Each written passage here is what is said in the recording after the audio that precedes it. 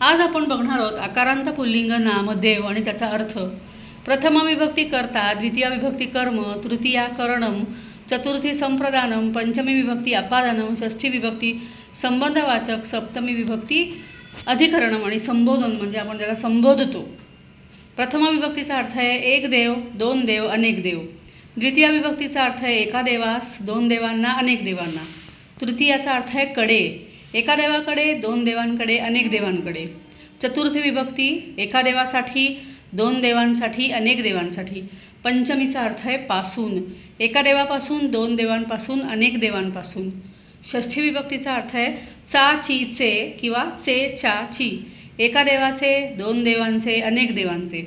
सप्तमी विभक्तीचा अर्थ आहे वर किंवा आत, एका देवावर, एका देवात, दोन देवांवर, दोन देवात, अनेक देवांवर, अनेक देवात। आणि संबोधनाचा अर्थ आहे हे देवा, हे दोन देवांनो, हे अनेक देवांनो।